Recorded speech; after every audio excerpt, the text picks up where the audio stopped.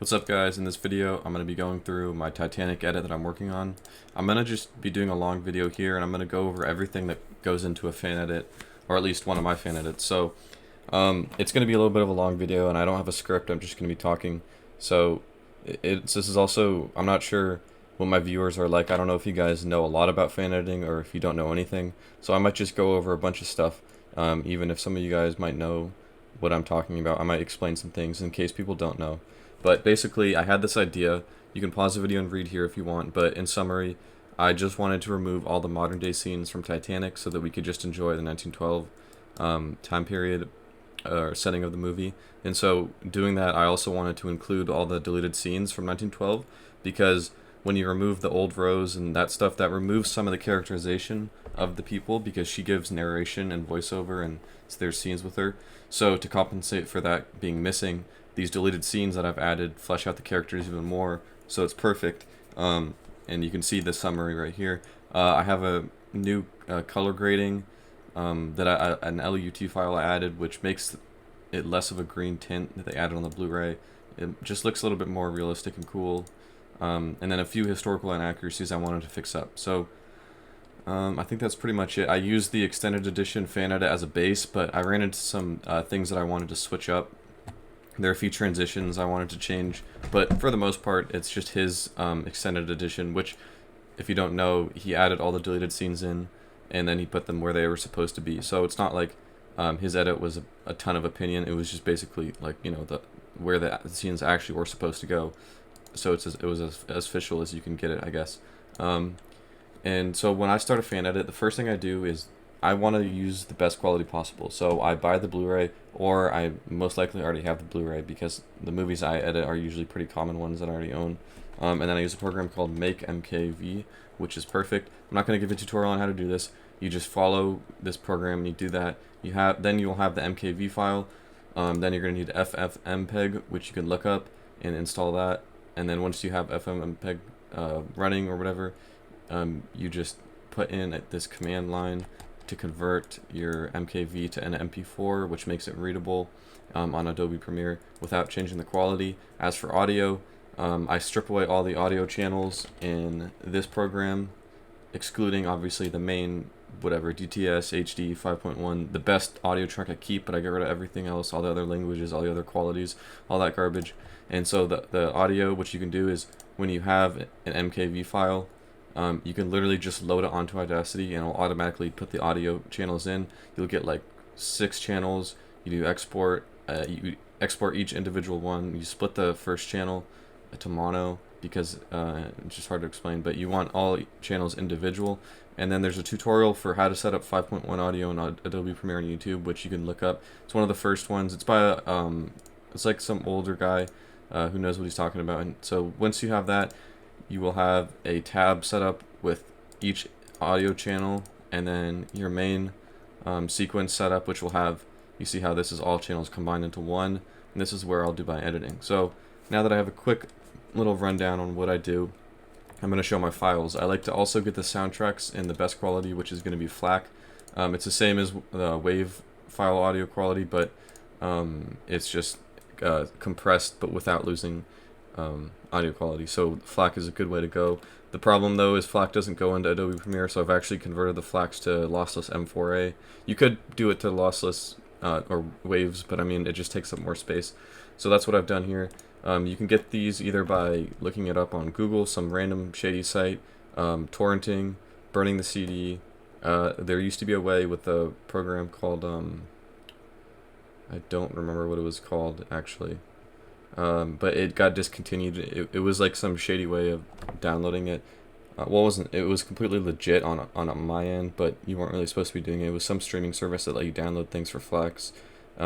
If you remember what it's called, you can comment down below, but you have to pay for it now. So yeah, anyways, I also wanted to get sound effects, so I use YouTube. I use the VLC method. Again, just look up how to download YouTube videos with VLC. You need to change a file in the VLC root directory to allow it, and then once you have it, you can just open up VLC. You can type in the URL and the network thing, and then you enter and then you can go to tools, codec information, and get the direct link to the video. So for this one, I got some various ocean, rain stuff, which you can see here, and that's all good. And I think that's pretty much it for all of the source files. So you can see the individual channels too for the audio. This does take up quite a bit of space when you're working on a large fan edit, especially over 2 hours.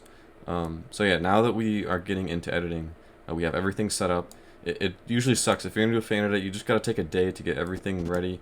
I don't recommend trying to rush into it. It can be a headache trying to convert stuff, but you know, it's worth it. So now that I have everything ready, the first thing I wanted to do was get right ahead to removing the modern day scene. So now this is going to sort of drift away from just general fan edit information, and this is going to be more Titanic specific. So if you know the movie, you'll know what I'm talking about. But essentially at the start of the movie, we had a pretty long 15-20 minute intro where they were discovering Titanic, or they had already discovered it, but they were looking at it to try to find this diamond, and that whole diamond side plot was not that interesting to me.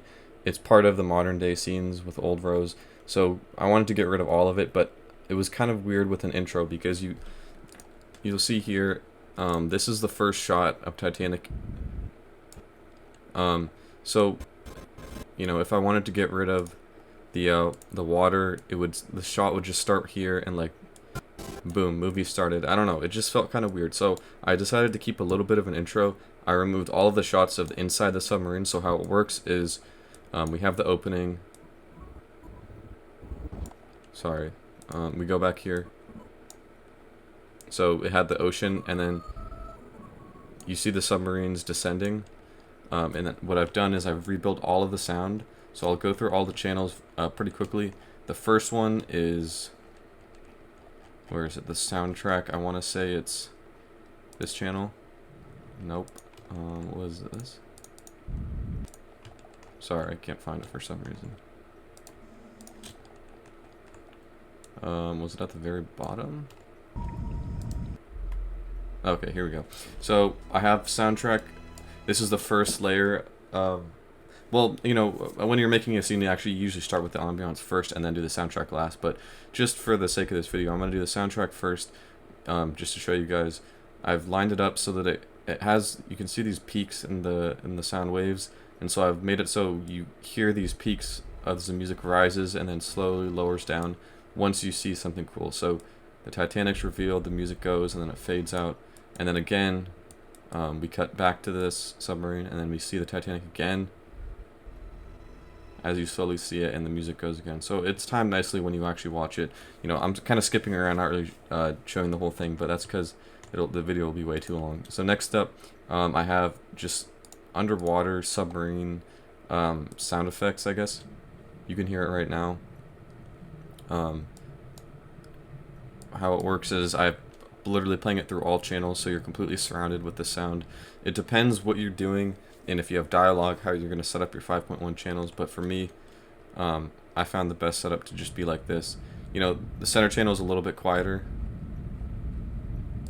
and I've also, wait, looks like,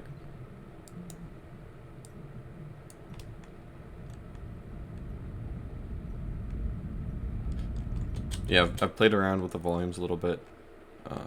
Oh wait, whoops, sorry about that. I meant to have this one added too, so the volume is consistent throughout the whole thing. That's what it's supposed to sound like. I just have a variety of different ones, but they're all essentially the same thing. They're just two slightly different sources. Sorry about the delay. Anyways, we have the bubble sound effects that I added. I just have it play quickly at the start and then fade out. When you have all the the music and the engine sound, it sounds pretty good just because you see underwater, you hear bubbles right away. Then it stops, and then as the submarine starts to rise up, it fades in. You can see the submarine like behind the camera would be floating up, because then up here you see it's all the way up. And then it starts to slow down, so then the bubbles fade out. Then the let me undo these. Oops. The next sound thing I have is going to be the motor sound, and I had to play around with the volumes here so that it sounded right, because it starts out moderately loud. It's in the center channel because this isn't really a sound that would be surrounding you. This is like a sound effect that's like not part of the environment, I guess you could say. So it's going to be the center channel. Now it gets a little bit quieter when the camera is from the perspective of the submarine. Then we cut back to the submarine, gets a little bit louder, but then it starts to fade out and fade back in when we look at the submarine again. So in shots where it's not showing the submarine, it gets a little bit quieter.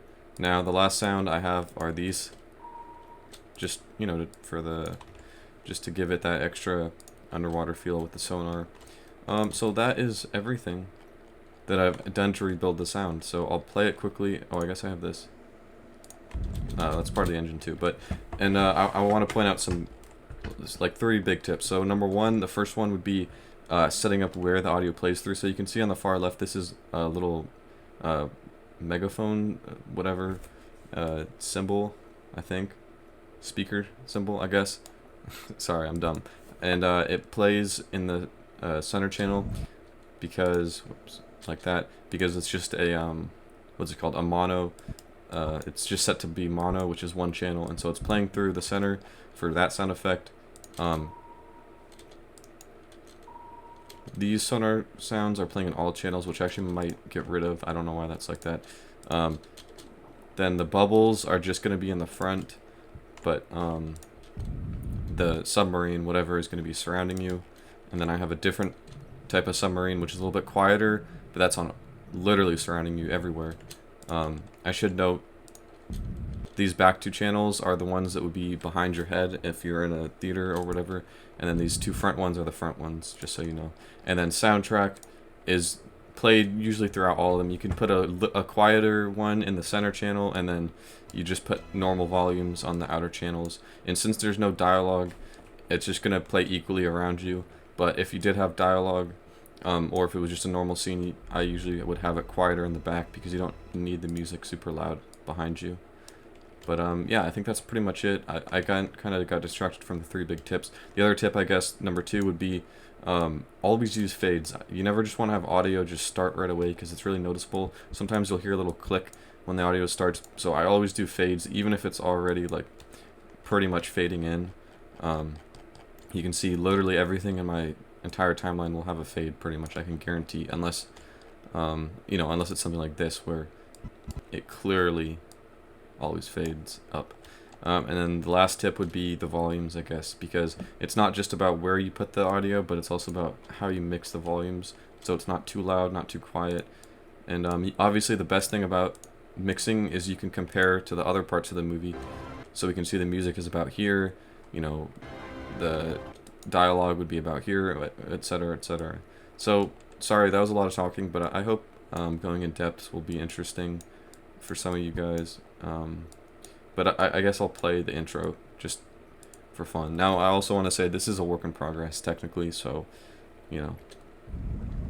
By the way, this transition is the same as the original movie. The audio started right about here. It got really loud, submarine engines going, and then boom, it cut to here, so just so you know. But I've redubbed the whole thing.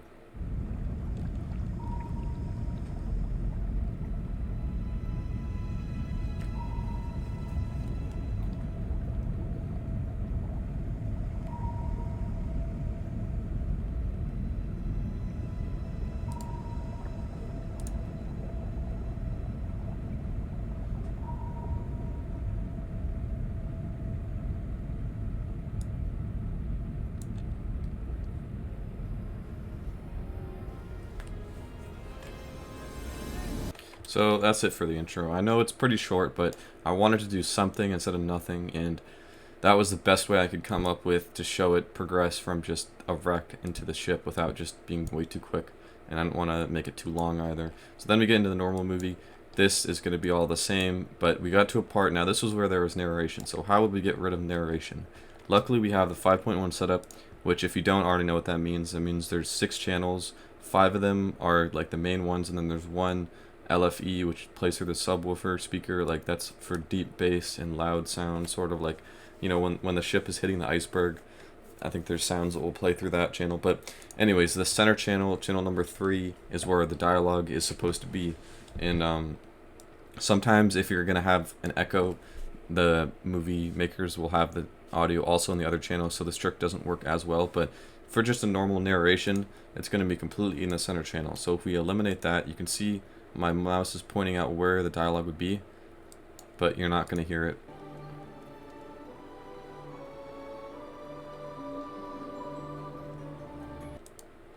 Wait, let me just check something. Okay, now you might be confused why I have all this weird stuff going on instead of just removing it. So to start off with the base level, I have just the audio without the center channel. So let's see how that plays. So you can see the center channel just drops out, which if you had a loudspeaker setup, you might notice that, so that's kind of a problem. And then also, it gets quieter noticeably.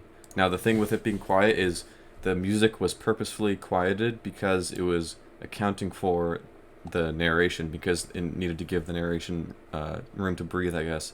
Because if the music's too loud, you wouldn't be able to hear Old Rose enough. So I can undo that quieting because I don't need it to be quiet. So I give it a slight boost here, but for the bulk of the volume increasing, I'm going to be using other channels, I guess. So this first one is going to be to increase the volume of the surrounding channels. I just decided to duplicate it, and there's no distortion from the music by duplicating. It's perfectly lined up. And so with this, I'm able to fade it up to make it louder so the music is flowing. It's not just like if I just went like this.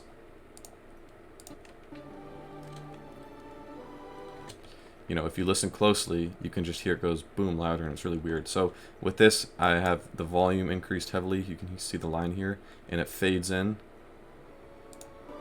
so the music stays loud. And then I have it slowly drop off a little bit as they enter the Titanic, and also the music does get louder naturally here.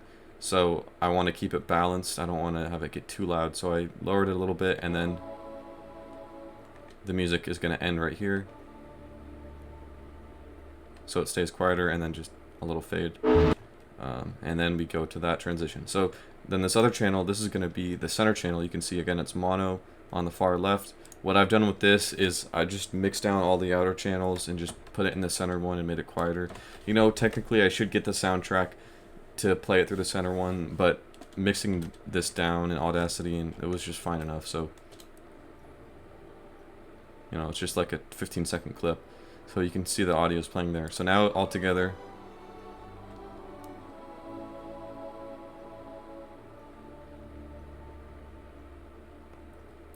you can see this is a good indication of the channels. It keeps going away, but the front channels are loud, back channels are a little bit quieter, and then the center channel with music is quieter. So that's assuming there's no ambiance or music, or voiceover or talking. That's just pure music. That's a good setup from what I've learned. I could be wrong though, but you know, I'm no professional. Anyways, now we get to the first deleted scene. Now this was integrated by Critero, like I mentioned earlier. This was his extended thing. I've been redoing the color grading. Oh yeah, I forgot to mention that. I guess we'll talk about that now too.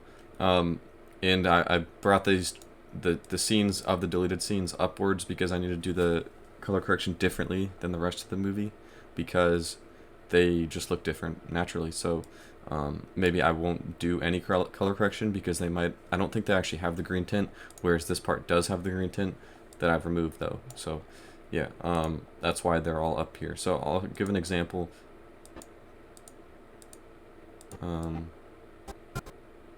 So you can look at the ship right now. So pay attention to the ship.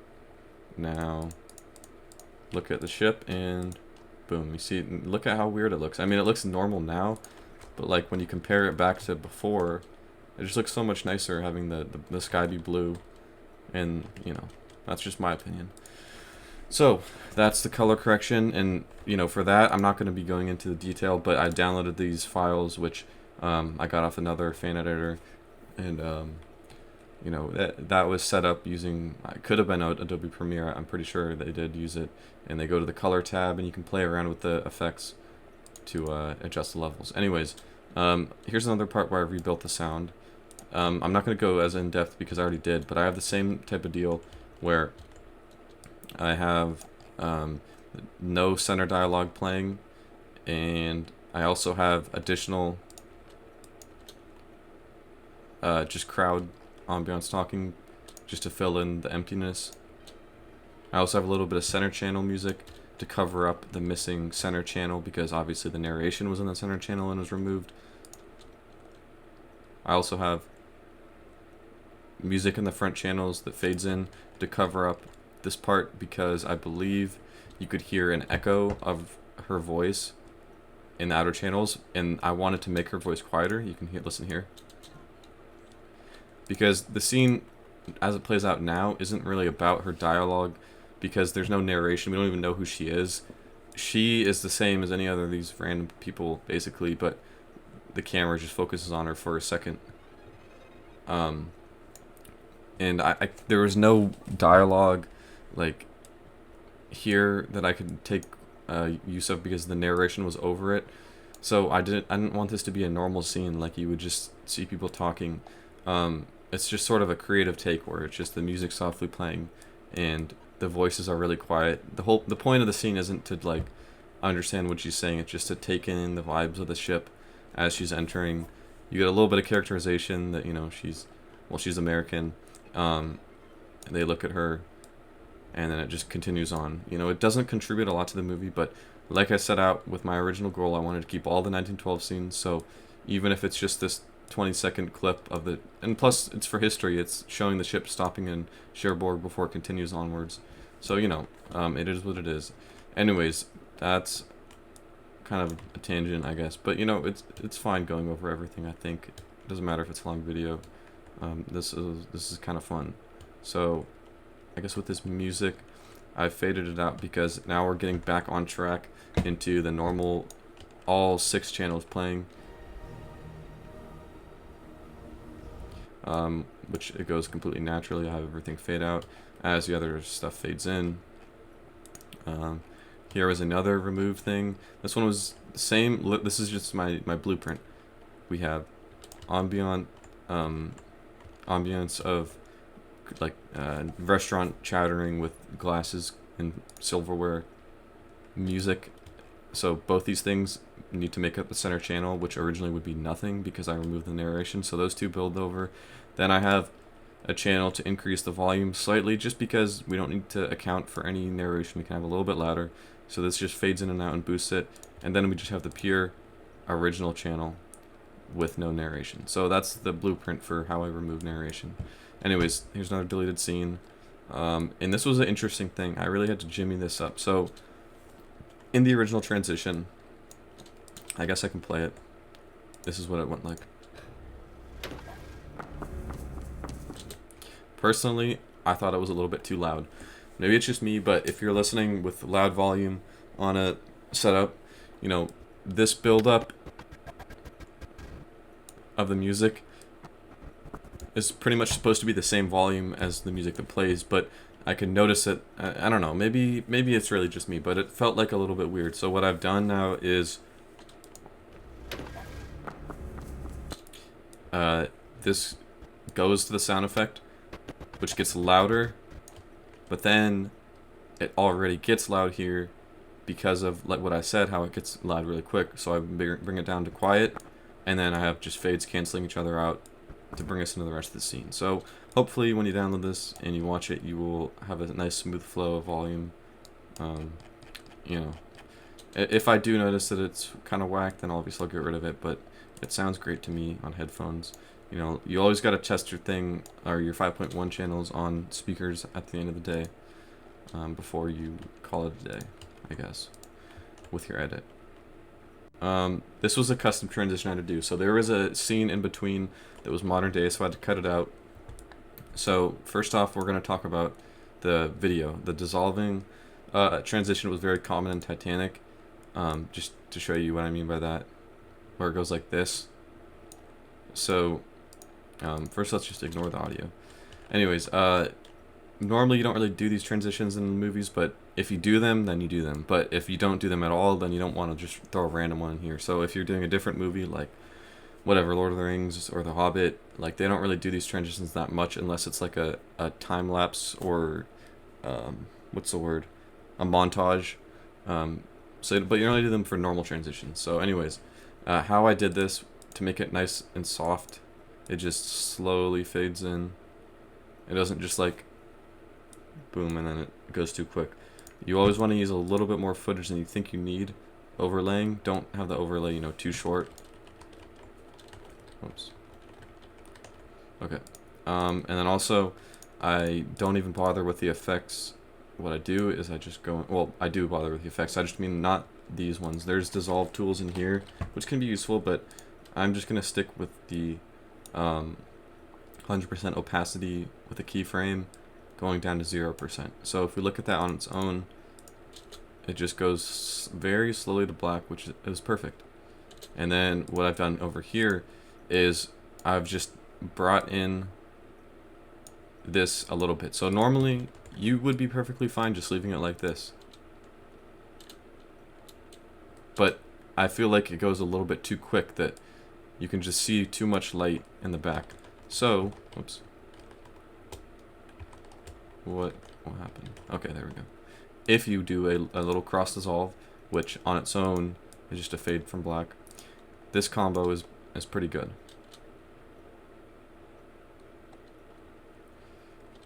It's a little bit laggy because I'm recording and it's not all exported and rendered. But anyways, now with the audio, this was a transition I didn't think would work, but I do think it works. So we're going to focus on the first part of the audio. We're going to take this audio and somehow make it stop. So we have sort of soft music that gets a little bit dark here, just in terms of its tone, and it slowly fades out.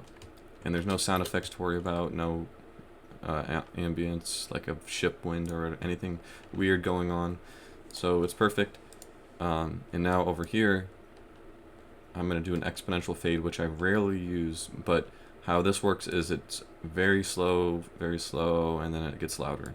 So normally the constant one would just be equal, like the volume would just be an equal line, I guess. And we bring the volume in, so together it flows pretty well. It might be kind of laggy, you might not be able to hear it great, but this is what it is.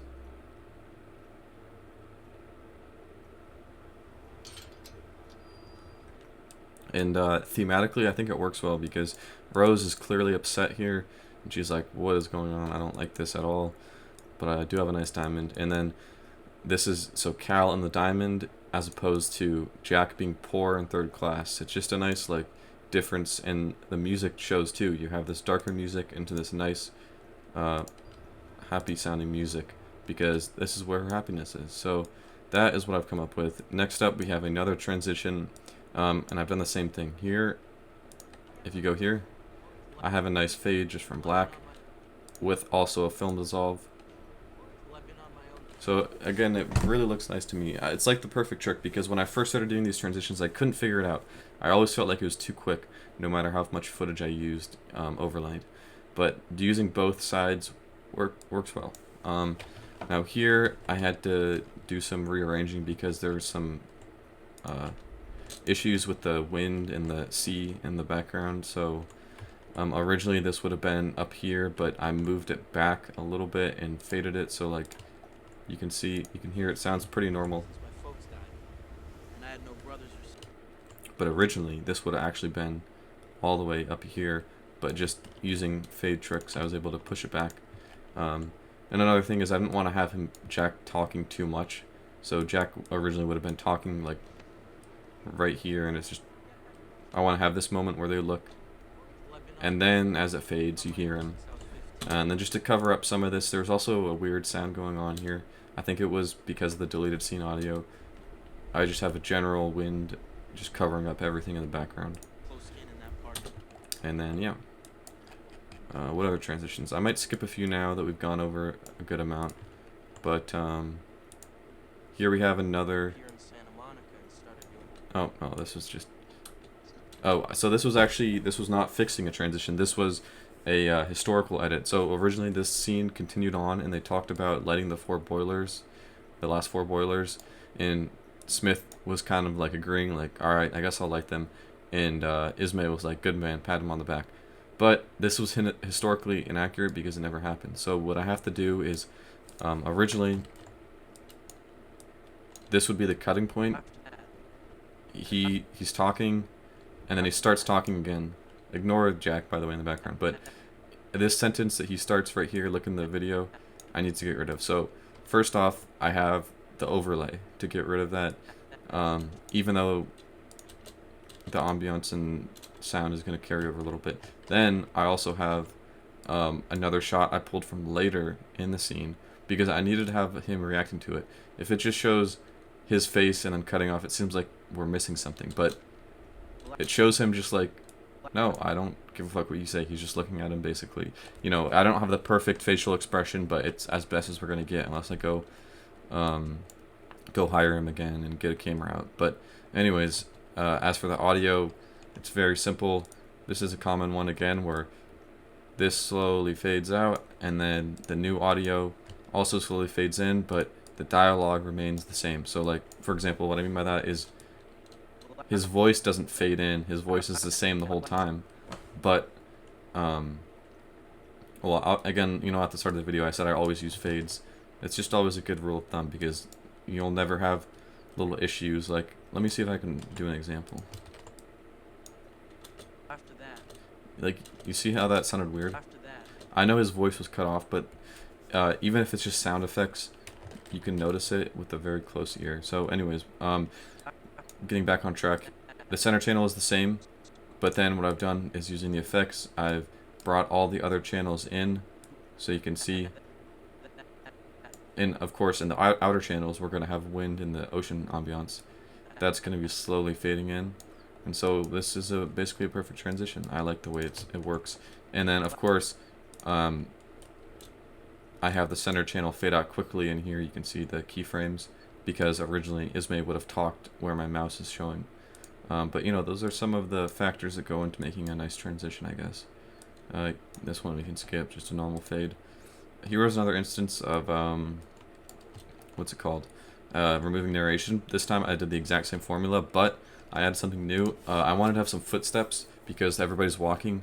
Now, if you were to, you know, pause the video and listen and look at people, you might be able to figure out some of these footsteps aren't perfectly lined up, but absolutely nobody's going to notice because there's so many people walking that the footsteps could be attributed to. Plus, you're focusing on the music and whatever, and the chatter in the background, so I wouldn't worry too much about lining them up. Also, what's perfect is originally I grabbed this audio because you can see here, I wanted to have a little kiss sound. Now, with all the other audio playing, it's very quiet, so you don't have to worry about it being awkward, but you can see I even brought it down in additional levels of volume to make it quiet and subtle. But I noticed at the start of this kiss is from when Jack kisses Rose's hand when he meets her. So the sound is accurate, I guess, to what he would do. And you have the footsteps of Rose walking and other people walking behind Jack and whatnot. And with Rose walking, you get to hear her dress.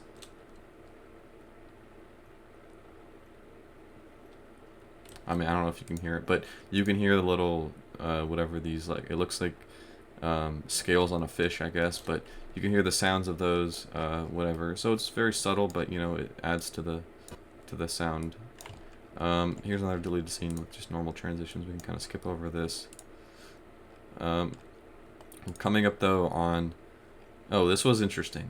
This was a very tricky transition. I'm going to go over this. So, we have the infamous flying scene, which people say what they say about it, but, you know, sticking with what I'm doing in my edit, it's still here.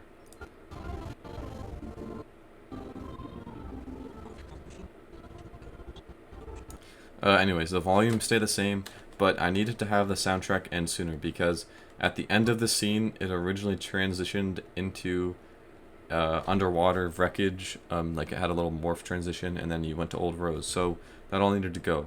So that was about a ton of footage, and plus an additional 10 seconds of them kissing. And so that means this music was going on for ages, and I needed to find a way to have the music just go like this. Listen. Whoops.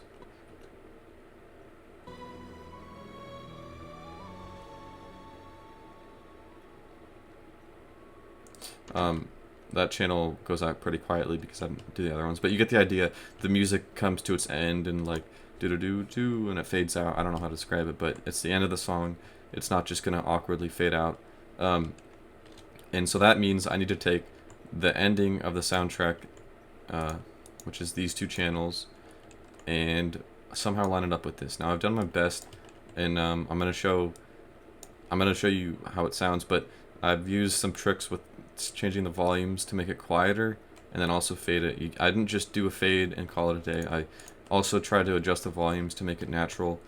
These two fade in at the same time. The reason I have two of them is because if we listen closely, most of the music is in the front, some in the center.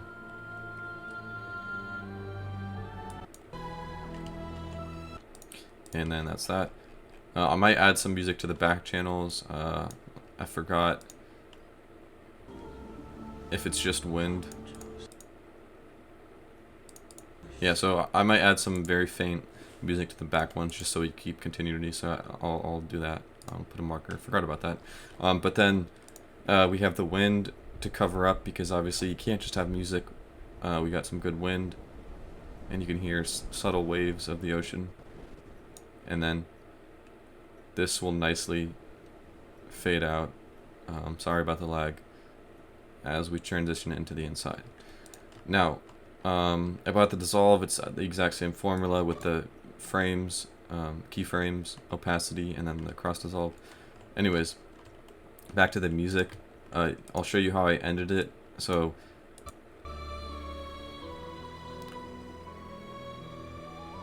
the music hits the ending note, and so it fades quieter, but then it stays a little bit the same while fading, and then it's done. It's quiet. So it's a nice end. You don't just want to have it not fade out at all, but then you don't want to do too much fading, and just, you got to find the right balance. Now, if we listen just together, I'll do it. This is what I have so far. It's pretty tricky to try to mix up music like this, but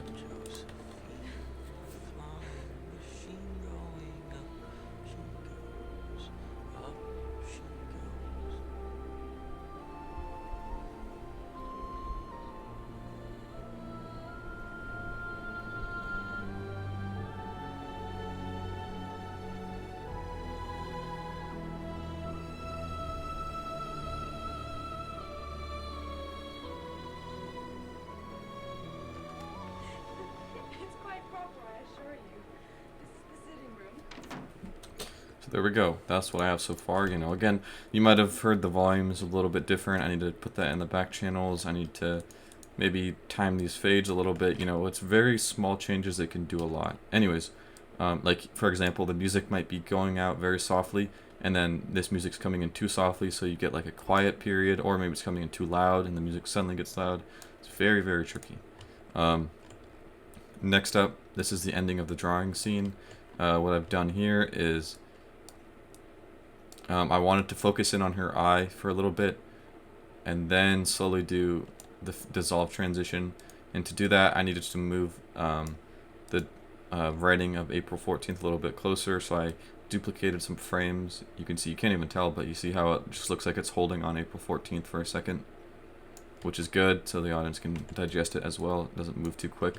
And I had to match up the music. Now this was difficult because I don't have the score, I only have the soundtrack, and the music was slightly different, but if you just watch it all together, I think the music works well because you can tell it slightly changes, but it only does that when it starts to overlay and dissolve, so it feels like the music purposely changes, I guess. But let's just see.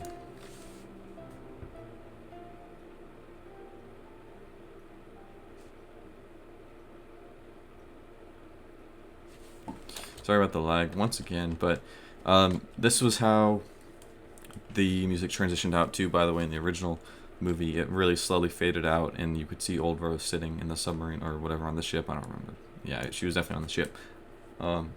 Actually, I don't know. Anyways, so I've done the same thing here, but it's overlaid here. The one thing I don't like is you can hear the background music a little bit too early, so I might mess around with this more, but you get the idea. When they finish the drawing, they go to here, and there's no messing around in the modern day. So This is, you can tell this deleted scene by low quality, but also excuse the low quality. I might have not mentioned this, but I'm using a low quality version of the video just so it's faster to edit. And then when I'm done, what you can do is you can replace your footage by just deleting the current one, and then when it says, you know, looking for footage, you just press locate and then you can click on the new one. But obviously be careful, have a backup maybe in case you do something wrong. Now here's a cool transition, I guess. And I think this might be the end of the video. I'll show a couple more, but yeah. This one is, I wanted to get rid of the lookouts being distracted by them kissing. So you can see, I'll just play it, I guess.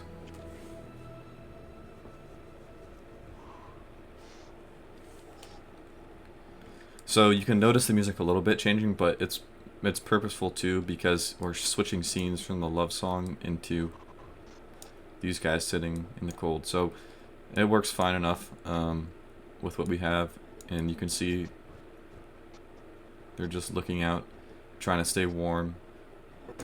And then yeah, and the reason you might think, well, it looks like he was just smiling, but I mean, if you go earlier, whoops, whoa, okay, there was a scene where they were having banter anyways, so these guys are just bored out of their mind, probably making jokes anyways, but not being distracted by Rose. Anyways, because there was a scene where he said he could smell ice, but yeah, so now we go to the second half of the movie.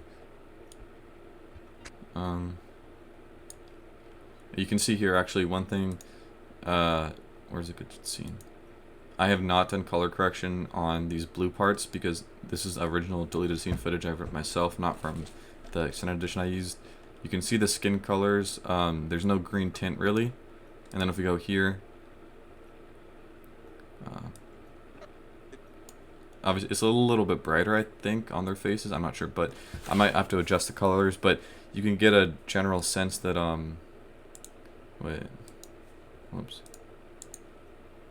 Maybe I did. Oh, no, I did use the color correction, sorry, but let me show you. Yeah, there was actually green tint, so excuse what I said, that was wrong. But even some of the deleted scenes had a very subtle green tint, so you can see I was able to apply it here. But the reason I did that was if you go watch Cratero's extended edition, he color corrected the deleted scenes himself, which kind of conflicts with what I'm doing of trying to remove the green tint. So he might have added even more green tint or more whatever. And so I'm just going to eventually, by the time I'm done with this, replace all the deleted scenes with my footage that I've ripped from my Blu-ray, and do my own color correction to get the different LUT right and everything.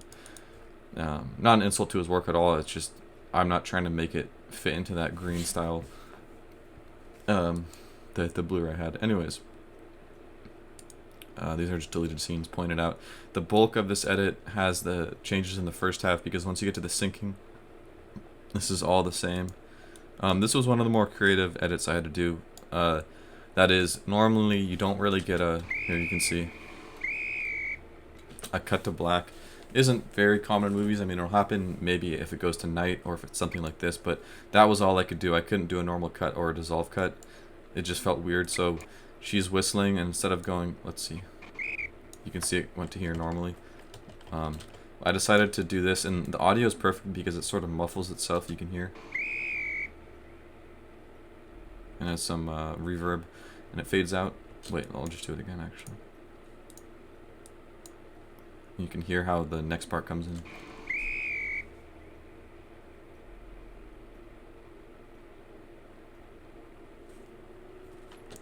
And then we get into the montage of them getting rescued. So, you know, that was pretty cool.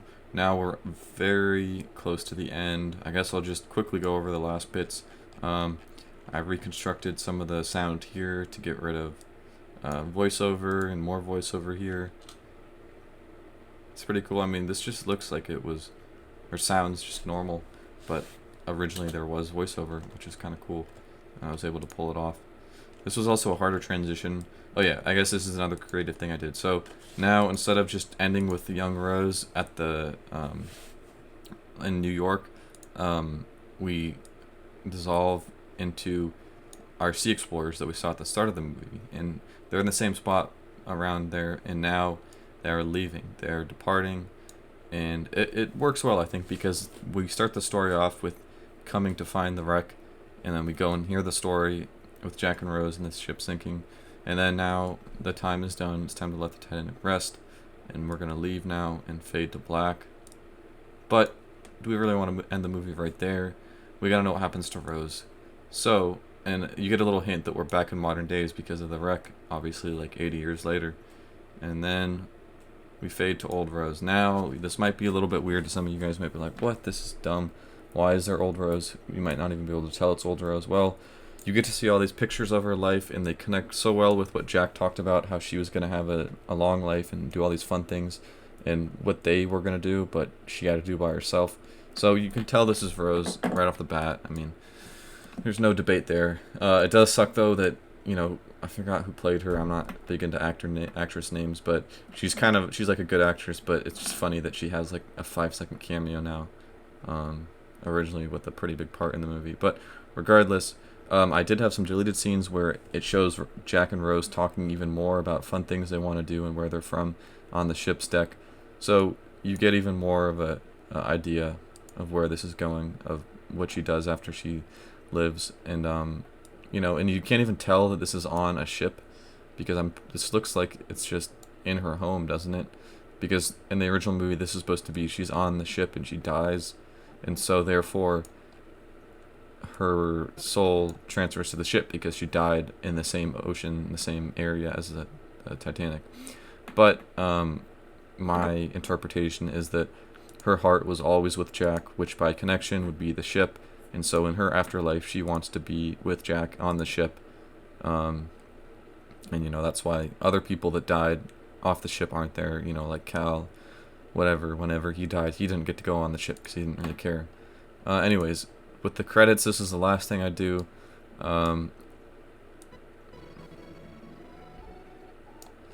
Yeah, what have I done? So I've added my name to the editors list. I've also restructured some of the starring people because obviously I removed a good chunk of the modern day scenes, or all of them I should say, except for the intro and outro. So just to be accurate, I like to have the proper names. You can see I added the Anne Gloria Stewart. Oh yeah, she's who played the old Rose. So she's now at the end of the starring list, and I, out of respect, I guess I put her name here, even though she's really not starring that much, other than 5 seconds. But she's in the movie, so then the next part, I needed to edit this. You just get the same font, put it in Photoshop, make a huge picture, and then you can keyframe it moving upwards. But I need to redo the whole credits list to make it just the people. And that is the edit. So this was a pretty long video, I imagine. I also just went like this at the end. If I don't get added to fanedit.org, then I'm going to take that off. But just kidding. Anyways, I think that's pretty much it. That is going through an entire edit. I also like to keep a change list of everything I do, because it's good to keep for the records. I have my resources here, and yeah, I mean, that's just a whole fan edit in one video. I hope you guys enjoyed. I'll see you guys with a part 2 where I finish the edit, and I might show off more clips or whatever I've changed from this current edit, because as you can see, there's a bunch of green markers, which is what I use. I put a little marker when there's a bad transition or something that needs work. So, thanks for watching.